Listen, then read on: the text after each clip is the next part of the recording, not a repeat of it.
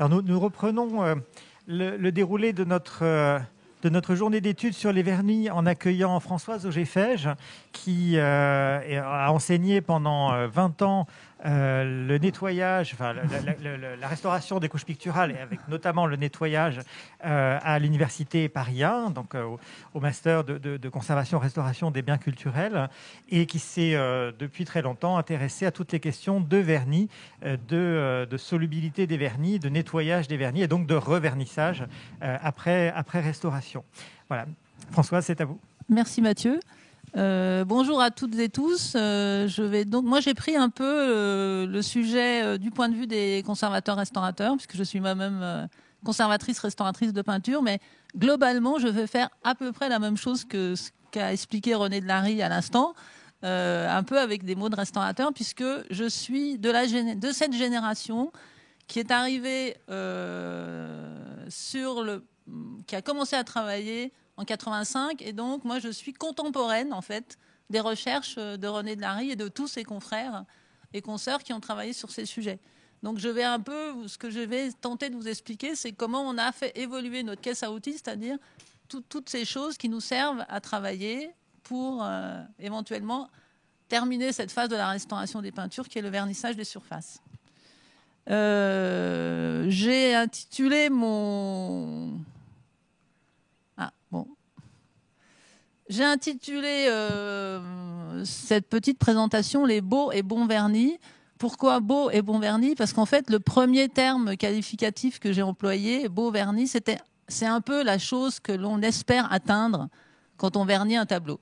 On veut avoir une belle qualité de surface, un beau vernis, c'est-à-dire un aspect esthétique à peu près conforme à ce qu'on imagine être l'apparence esthétique que devait avoir ce tableau à un moment donné, en tout cas à notre époque de nos jours.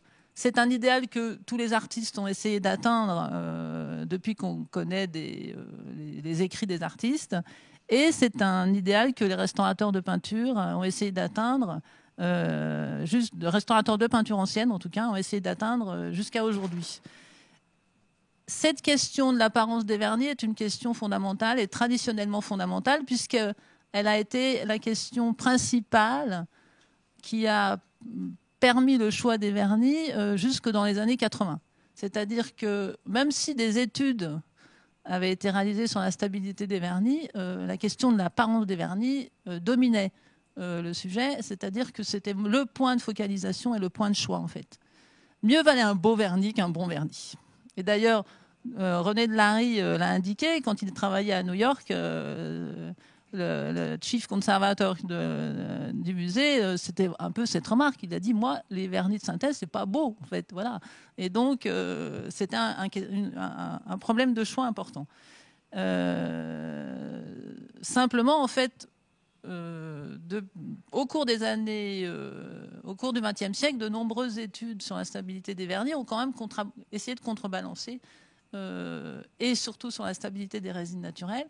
On commençait à mettre du doute en fait dans l'esprit des conservateurs-restaurateurs en se disant est-ce qu'on doit vraiment arbitrer entre beau et bon vernis, et parce qu'en fait notre formation aussi de conservateur-restaurateur s'est enrichie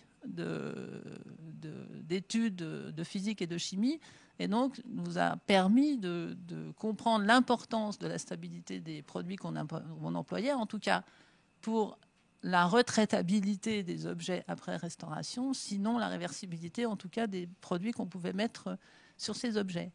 Donc, je voudrais un peu articuler cette présentation sur les outils à disposition des restaurateurs.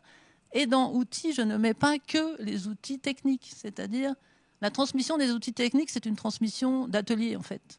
On se transmet les outils techniques, on se transmet les produits, et puis on transmet des gestes. Tout ça, c'est des outils techniques. C'est comme ça aussi que le travail avec des résines naturelles comme la résine d'Amar s'est transmise au cours du 19e et du 20e siècle, puisque dans les ateliers, on a transmis le geste de l'application du vernis d'Amar, on a transmis la mise en solution de la résine d'Amar, on a transmis la concentration, la viscosité souhaitable, etc. Et donc, c'est quelque chose qui nous a été assez intime, en fait, dès le début de nos carrières. Donc, on avait ça, c'est un outil technique. Par contre, comme nous sommes des conservateurs-restaurateurs avec une formation universitaire. Nous avons ajouté à ces outils techniques des outils méthodologiques qui comportent toutes les données scientifiques que nous pouvons trouver dans la bibliographie. Et puis, nous devons travailler avec les données culturelles, c'est-à-dire avec les traditions nationales et avec l'expérience de chacun. C'est un peu tout ça qu'il faut faire évoluer en fait au cours du temps. Ça prend du temps et ça demande effectivement un travail collégial. Parce que vernir un tableau n'est pas du tout un acte isolé dans un programme de conservation-restauration d'une peinture. Vernir un tableau est effectivement le dernier acte, si ce tableau a besoin d'être verni, le dernier acte d'un processus de conservation-restauration. Mais en fait, il est le résultat, en fait, le choix du vernissage lui-même et le choix de la résine qu'on pourra utiliser, qu'on mettra en solution dans des solvants qu'on va pouvoir choisir, etc. C'est un choix qui met en jeu des responsabilités différentes, la responsabilité des responsables de collection, qui ont un point de vue sur l'apparence souhaitée, qui est en lien éventuellement avec l'histoire de l'objet, avec sa datation, etc. L'apport des scientifiques de la conservation-restauration est extrêmement important parce que c'est eux qui nous donnent en fait les solutions techniques et tout ce qu'on peut savoir sur une résine ou sur un solvant. Et puis le restaurateur qui, lui, va faire avec un objet qui est une peinture de chevalet, en l'occurrence, qui a des particularités, qui a des formes de porosité, qui a des zones plus ou moins lisses, et donc un objet qui n'est pas un objet de laboratoire, qui est un objet qui a vécu, qui a été restauré, etc. Et ce restaurateur va faire des arbitrages. Il va proposer des arbitrages, puisqu'en fait, pour arriver à obtenir une apparence donnée, il faut faire des arbitrages ensuite entre des techniques, des matériaux utilisés, et puis des mises en forme.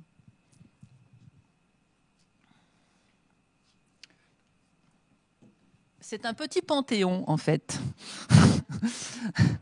Je vous ai cité alors ces trois personnages qui représentent, en fait, beaucoup plus de chercheurs et de personnes qu'eux-mêmes. Mais moi, qui ai commencé à travailler en 1985, c'est des gens qui m'ont formé, en fait, dont les écrits m'ont formé. En tout premier lieu, Robert Feller, puisque tout ce que vous avez toujours voulu savoir en 85 sur les vernis et leur solubilité, on le trouvait chez Feller. Ensuite, tous les travaux de René Delary qui est là, donc que je remercie en direct, puisque depuis les années 80 jusqu'à nos jours, en fait, c'est une bibliographie qu'on a pu suivre et qu'on a lue au fur et à mesure des avancées tout au cours de notre carrière. Un catalogue fabriqué par nos collègues américains alors là, c'est vraiment une sorte c'est un catalogue, comme ce nom l'indique, c'est-à-dire que l'AIC a publié en 98 ce fameux catalogue des vernis et des couches de protection, qui est une sorte... Alors, vous cherchez une bibliographie, quelque chose. Alors, ça s'arrête en 98, il manque des choses, mais c'était quand même un effort incroyable en 1998 de synthèse sur tout ce qui avait été écrit sur les résines. Et puis, pourquoi Ken Sutherland? Parce qu'on aurait pu citer beaucoup d'autres gens. J'aurais pu citer beaucoup d'autres gens. C'est parce qu'en fait, en 99, à Lyon, il y a eu la conférence de l'ICOM et qui nous a présenté des résultats sur le danger des solvants sur les couches picturales qui étaient spectaculaires. Donc, voilà, ça forme un peu un background des sortes de données scientifiques mises à disposition des restaurateurs qui forment en fait une partie des outils méthodologiques et qui sont extrêmement importants pour choisir ensuite des matériaux à utiliser comme vernis. Donc ça fait partie de la caisse à outils. J'ai remis un peu en perspective historique les travaux réalisés et les produits utilisés pour fabriquer des vernis entre les années 1830 et aujourd'hui. 1830, c'est approximativement la date d'introduction de la résine d'Amar en Europe, à peu près également aux États-Unis, d'ailleurs à peu près à la même époque. La d'Amar, elle a traversé l'époque c'est-à-dire qu'elle est toujours utilisée dans les ateliers de restauration de peinture depuis les années 30, 1830 jusqu'à nos jours. C'est une résine naturelle dont on connaît maintenant, même si, comme l'a rappelé René Delary, sa composition exacte n'est pas parfaitement connue, ni même la fonctionnalité de certaines des molécules présentes dans la résine ne sont pas parfaitement éclaircies. C'est une résine qui est toujours utilisée et qui permet toujours de fabriquer des beaux vernis. Simplement, on sait aussi, depuis Feller et les premiers travaux de Feller, c'est quand même la fin des années 50, qu'elle a un vieillissement dans le temps, donc fin des années 50 quand même, il y a 70 ans, il faut le rappeler. C'est une résine qui s'oxyde dans le temps, qui jaunit et dont la mise en solution nécessite des solvants de plus en plus polaires.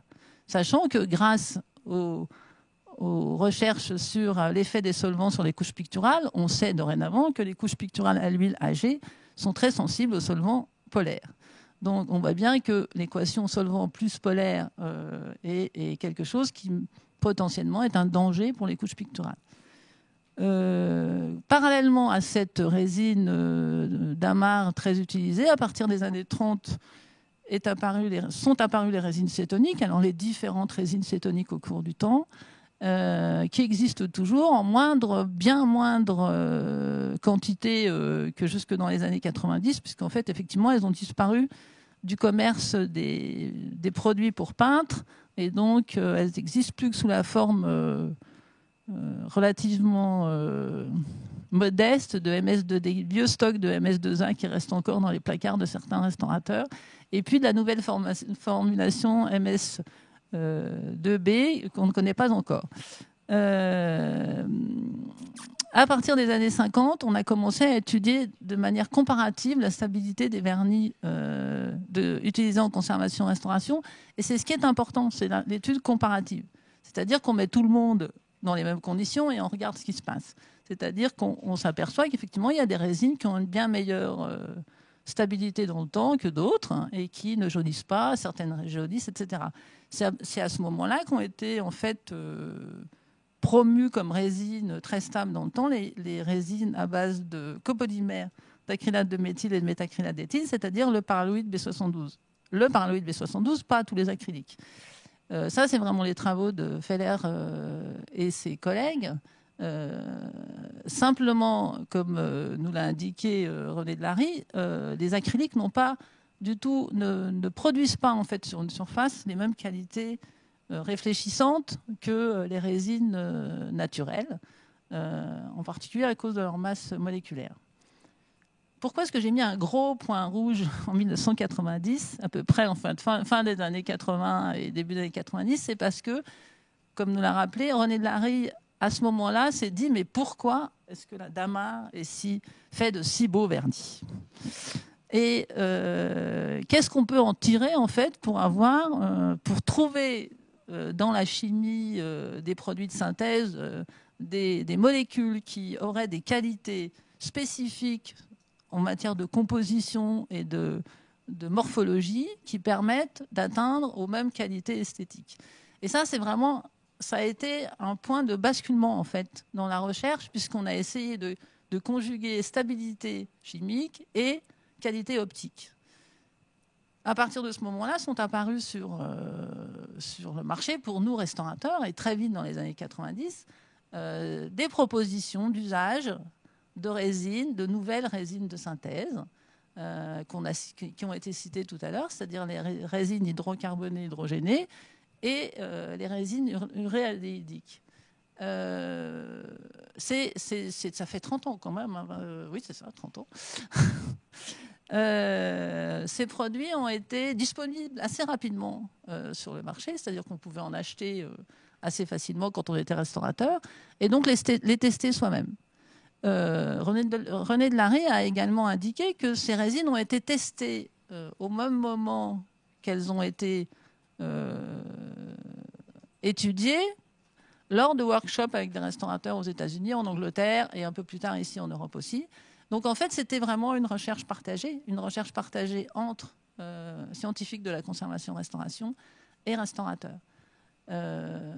Les avantages et les inconvénients de ces différentes résines ont été mis au jour par les recherches et par la recherche appliquée sur des éprouvettes ou sur des tableaux. Donc c'est vraiment, on voit bien que dans le long terme, c'est à la fois une période assez récente et assez courte, mais c'est quand même déjà une période de recherche et de test qui est assez longue.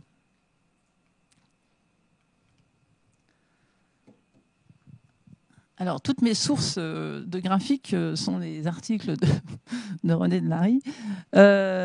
Donc, ces nouvelles résines qui ont été introduites, elles sont accompagnées d'une recherche sur la formation du film. C'est-à-dire comment est-ce qu'une couche de vernis nivelle la surface. Comment est-ce qu'elle peut transformer une surface rugueuse, après nettoyage par exemple, une surface plus ou moins plane, qui permettent de réfléchir plus ou moins bien la lumière et donc d'être plus ou moins brillante. Et brillante, avec une meilleure saturation des couleurs et un meilleur rendu en fait, des différences de couleurs. Ces résines, quand elles présentaient plus ou moins de stabilité, on leur a éventuellement rajouté des adjuvants. Parmi ces adjuvants, il y avait pour les résines de faible masse moléculaire, des adjuvants sous forme de gomme qui permettaient d'augmenter la part polymérique de la résine et donc de changer un petit peu le mode d'écoulement de la résine. Et puis des stabilisants aux UV qui permettaient en fait de réduire l'incidence de l'oxydation sur certains sites fonctionnels. Donc ça, c'est vraiment des choses qui ont été apportées dans les années 90. Là, j'ai mis un petit graphe, alors je ne sais plus dans quel article j'ai tiré, je suis désolée, donc je n'ai pas mis la source, où on voit bien en fait le vieillissement de la résine. Oui, le niveau, en fait, le graphique est avec en abscisse les niveaux de solvants qui sont nécessaires pour solubiliser les résines après vieillissement. Donc le vieillissement en abscisse, en ordonnée les solvants nécessaires selon les protocoles de Feller, c'est-à-dire des mélanges de cyclohexane, toluène et acétone. Donc plus vous avez un fort pourcentage d'acétone pour enlever le vernis, plus vous avez besoin d'un solvant polaire, donc, et plus l'usage de solvant pour nettoyer le vernis que vous devrez enlever sera nocif pour la couche picturale sous-jacente.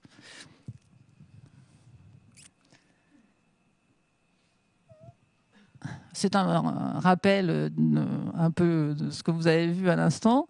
En fait, le nivellement des surfaces est en lien direct. En fait, la capacité des vernis à niveler les surfaces est en lien direct avec l'apparence et les qualités optiques finales sur l'objet. Et on voit très bien, ça c'est extrait de l'article de Studies in Conservation de 2010. On voit très bien le nivellement, vous voyez sur les fameuses éprouvettes avec une surface rugueuse dont parlait René Delary, les nivellements différenciés entre les différents types de peintures, donc Regal-Rez, MS2A, Damar Mastic et au deuxième étage en dessous, la Ropal à 81, Paroluite B67, Paroluite B72 et Hayat, qui est un vernis vinylique en solution, et vous avez le profil à côté des surfaces où on voit très bien qu'en fait les résines de basse masse moléculaire ont des profils beaucoup plus linéaires que les résines de haute masse moléculaire, ce qui provoque éventuellement de la diffusion de la lumière en surface et une moindre saturation des couleurs et une brillance, en tout cas pas forcément de la matité, puisque matité et brillance sont des données très, très subjectives. En tout cas, une réflexion spéculaire moindre.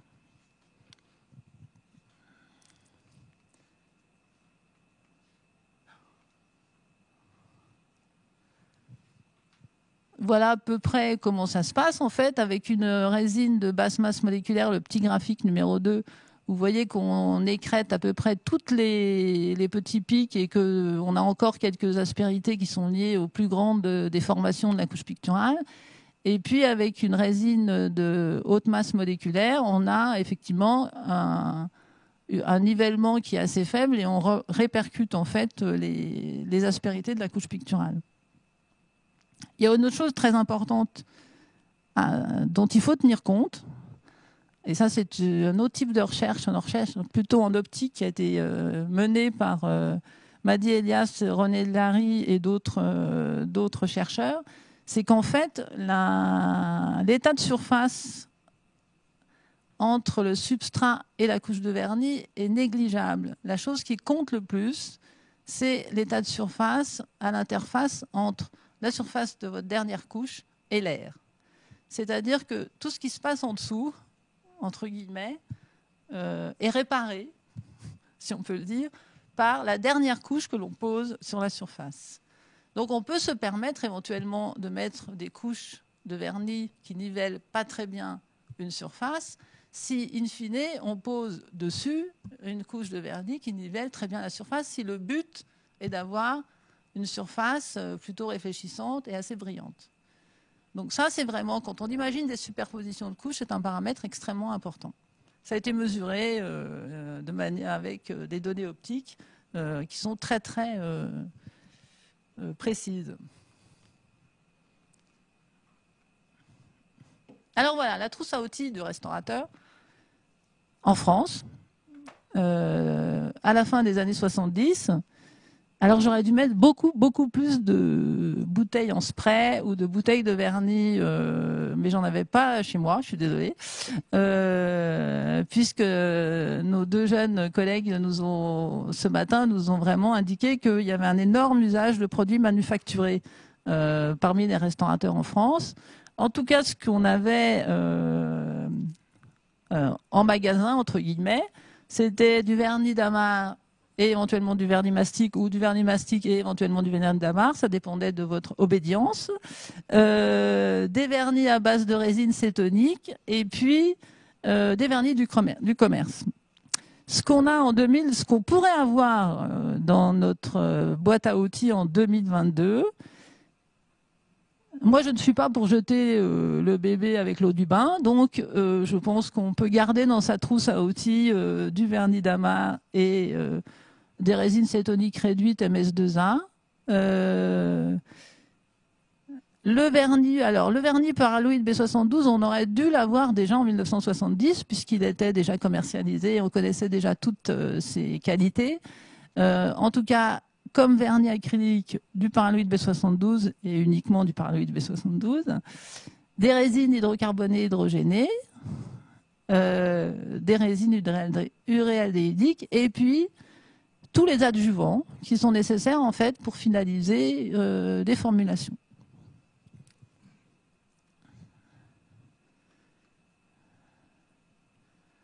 La trousse à outils se composerait donc d'un peu tout ça. Donc des vernis de haute masse moléculaire et basse masse moléculaire en vert. En orange, des vernis de basse masse moléculaire qui sont beaucoup moins stables, qui sont encore des vernis avec des résines traditionnelles. Des solvants, et malheureusement, pour mettre en solution toutes ces résines, on ne peut pas mettre en solution ces résines avec uniquement des solvants aliphatiques. On est quasiment obligé pour certaines résines d'avoir une fraction de solvants aromatiques qui présentent des dangers pour l'être humain, il n'y a pas de doute. Simplement, on peut se protéger. C'est-à-dire qu'on a des équipements de protection individuels, des hottes aspirantes, on peut se protéger, on ne vernit pas un tableau tous les 4 matins. On peut avoir des protocoles de protection des personnes qui permettent d'utiliser des solvants aromatiques de manière raisonnable sur du court terme avec des protections et des évacuations. Et puis des adjuvants. Parmi les adjuvants, il y en a un qui est extrêmement important, c'est le stabilisateur aux UV, qui est la tinuvine 292. La gomme Kraton qu'on peut utiliser avec le Regalrez pour augmenter la fraction polymérique. Et puis éventuellement de la cire microcristalline qui permet d'ajuster en fait des phénomènes de brillance pour certains vernis. Et puis comme outil, en fait, c'est les mêmes outils que les outils traditionnels du vernissage, c'est-à-dire les pinceaux de tout type, Et puis, des outils qui permettent de pulvériser des résines. Donc, des pulvérisateurs en tout genre, compresseurs ou sans compression d'air. On peut ajouter à ça, après, des outils un peu différentiels, mais c'est à peu près la base ça pourrait être la base d'une caisse à outils de conservateurs-restaurateurs qui pratiquent le vernissage des peintures anciennes. L'outillage traditionnel, c'est un outillage traditionnel, l'outillage technique, que je vous propose, les pinceaux et le pulvérisateur. Ça fabrique pas du tout la même chose, en fait. Vernir un tableau au pinceau et vernir un tableau avec un pulvérisateur, c'est pas du tout le même effet final, optique, et c'est pas du tout le même type de protection et de superposition.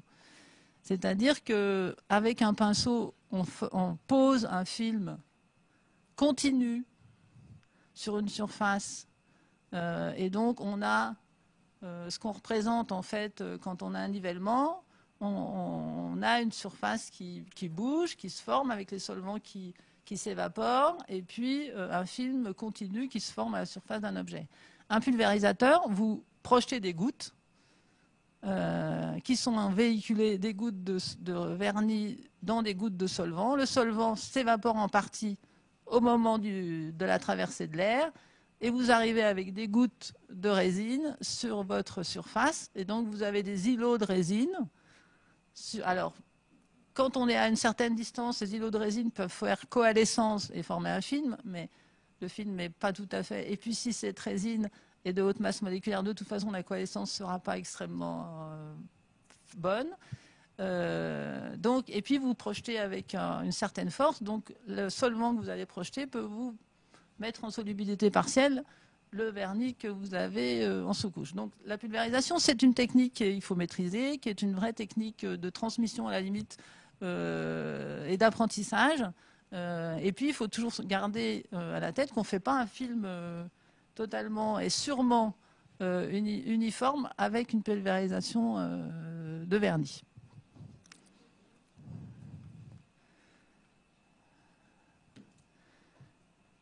J'ai pris quelques petits exemples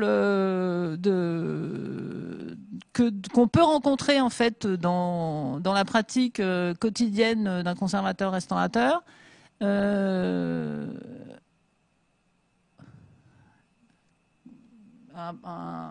êtes mis d'accord avec le responsable des collections. Il a été décidé que pour la peinture en question, il serait plutôt bien pour son apparence, sa mise en valeur, etc., que vous ayez un vernis assez brillant. Alors, j'essaye de mettre à l'oral des guillemets autour de brillant, puisqu'en fait, c'est assez difficile à déterminer brillant. Ça veut dire c'est le contraire de mat, mais d'accord. Mais pour un restaurateur en objet archéologique, tout est brillant. Donc, et même ce qu'on trouve nous mat, c'est brillant. Donc voilà, c'est un peu compliqué de déterminer clairement ce que c'est que quelque chose de brillant. Mais en tout cas, une surface qui réfléchisse correctement la lumière et qui permette une très bonne saturation des couleurs. Et de nos jours, en fait, pour fabriquer une surface brillante avec un matériau stable, il faudrait utiliser un vernis de basse masse moléculaire comme vernis pour fabriquer cette surface.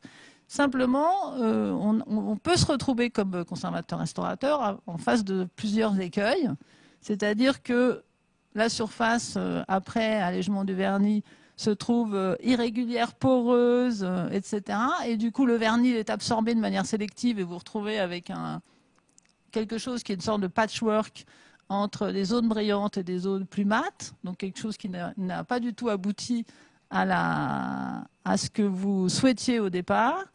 Vous avez un solvant qui s'évapore trop vite, le vernis nivelle pas assez bien la surface n'est pas assez brillante, ou alors vous avez un vernis qui est bien trop brillant, qui a bien trop nivelé la surface et qui est trop brillant. Donc, en fait, l'usage de toutes ces résines, matériaux, nouveaux matériaux, demande là aussi un apprentissage.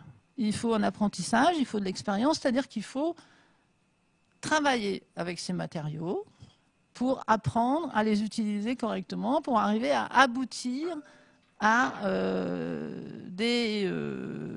un résultat qui était escompté au départ. C'est-à-dire que on sait que sur des éprouvettes, certains types de résines mises en solution dans certains solvants vont donner des couches de surface brillantes, plutôt satinées, etc. Mais quand on arrive sur des surfaces qui sont des peintures, qui ont subi plusieurs nettoyages, plusieurs dévernissages, des traitements du support, de l'eau en surface, etc., on se retrouve avec des surfaces qui ne sont pas si simples que ça à saturer, à niveler, et avec des problèmes qui s'accumulent. Donc là, c'est vraiment... Alors, on sait le problème, c'est que à l'usage, la résine d'Amar, elle est à peu près capable de cocher toutes les bonnes cases, dont d'arriver à faire des beaux vernis sur des surfaces épouvantablement complexes, etc. Donc il y a un critère de facilité, en fait, avec l'usage de certaines résines, qui a longtemps évité ou contraint l'usage de nouveaux produits, parce qu'en fait, il faut ce temps d'apprentissage. Mais il faut se donner ce temps d'apprentissage, puisqu'en fait, on arrive à avoir de très très bons résultats, comme l'a montré René Delary sur ses tableaux avec Deface Vernier. Et moi, j'ai fait la même expérience au début des années 2000 avec des collègues belges, où j'avais au musée de Saint-Omer, pour ne pas le nommer. J'ai verni un tableau avec de la Dama et un autre tableau avec du Reganrez, et mes collègues belges n'ont pas été capables du tout de savoir qui était verni avec du Reganrez et qui était verni avec de la Dama. Donc, c'est un effet d'apprentissage aussi. Donc, il faut se donner le temps de cet apprentissage pour arriver à achever l'aspect de surface qu'on souhaite.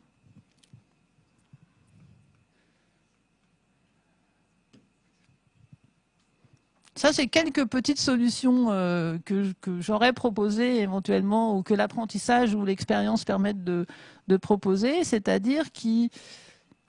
Moi, je suis assez comment dire, je défends 5 minutes. Je défendrais l'usage des doubles couches de vernis, en fait, qui répondent en partie régulièrement à des tas de contraintes liées.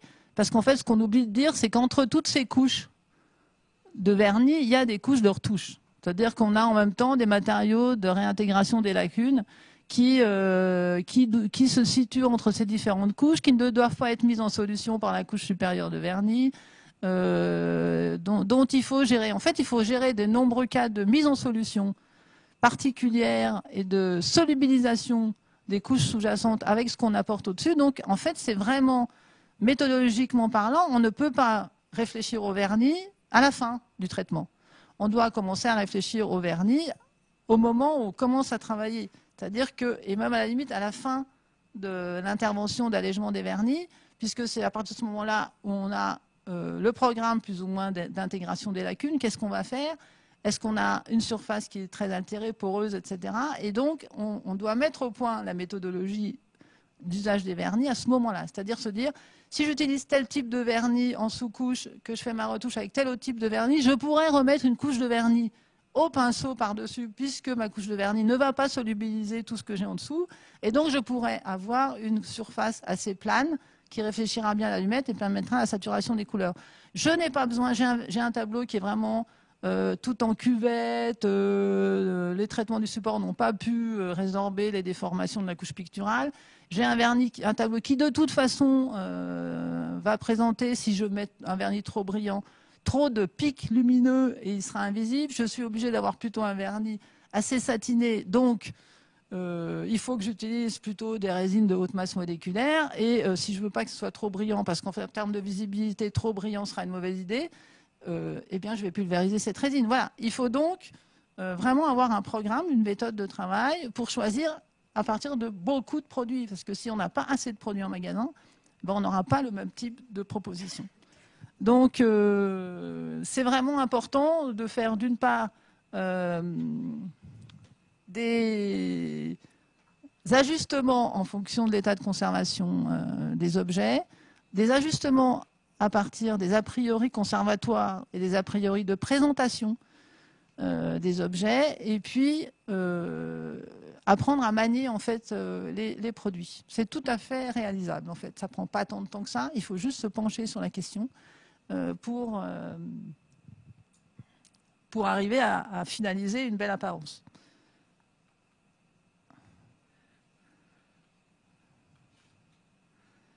C'est donc une équation un peu complexe en fait, le vernissage pour obtenir une surface comme défini lors d'un programme de conservation-restauration. On a d'un côté tout ce qui est tangible, c'est-à-dire les matériaux mis à disposition, les données scientifiques, la méthodologie et l'outillage, qui sont des données techniques. Et puis, on a des données qui sont dépendantes à la fois de l'objet, c'est-à-dire l'état de surface à vernir, et puis des données dites que moi j'ai appelées des données culturelles. C'est-à-dire qu'on est quand même, nous conservateurs-restaurateurs, on travaille avec notre époque, on travaille avec notre temps. Nos interlocuteurs sont aussi des gens qui sont dans leur temps, nos interlocuteurs responsables de collection. Et donc, on est très sujet soit à des données culturelles qui sont la question de l'apparence. Comme on voit un tableau en 2022, c'est pas tout à fait la même chose que voir un tableau en 1890. La question de la brillance, de la matité, est-ce qu'un vernis doit être satiné ou pas, voilà. Ça, c'est des données culturelles. Ce n'est pas des données objectives, parce qu'on ne sait pas comment était le tableau à l'origine, de toute façon. Donc, ce sont des données culturelles. Et puis, l'expérience des uns et des autres et le poids des traditions nationales. Je crois qu'il y a un poids des traditions nationales qu'il faut s'efforcer de soulever un peu, puisqu'on est dans des pays d'Europe du Sud où les traditions nationales sont quand même l'usage des résines naturelles pour fabriquer des vernis. Et malgré les constats des recherches scientifiques, ça reste une sorte de poids culturel et traditionnel. À partir de tout ça, il faut arriver à faire des arbitrages pour arriver à avoir des vernis dont les qualités optiques sont celles qu'on désirait, c'est-à-dire pas forcément des vernis qui saturent les couleurs, ça peut être aussi des vernis qui sont plutôt satinés, qui saturent moins, qui mettent moins en évidence les défauts. Et absolument, et c'est plus, c'est pas ou, qui présentent des qualités de stabilité dans le temps, puisqu'en fait, le propre de la conservation-restauration moderne, c'est d'éloigner les interventions sur le même objet dans le temps. Et quand deux jeunes intervenantes ont parlé des interventions sur le tableau de Raphaël tous les 10 ans, je me dis que là, on n'est pas au point, en fait, sur augmenter le temps entre deux interventions, puisque augmenter le temps, chaque intervention est un dommage pour l'objet quand même. Il faut quand même se souvenir que globalement, chaque intervention est un dommage. Même si ce dommage peut être extrêmement infime, voire peu visible avec les yeux humains, mais malgré tout, si on recherche dans la matière, on a des formes de dommages, quoi qu'il en soit. Il faut vraiment allonger le temps entre deux interventions. Et c'est pas possible, c'est certainement impossible de le rendre infini, mais au moins qu'il soit sur 2 générations de restaurateurs, c'est-à-dire plutôt 70 ans.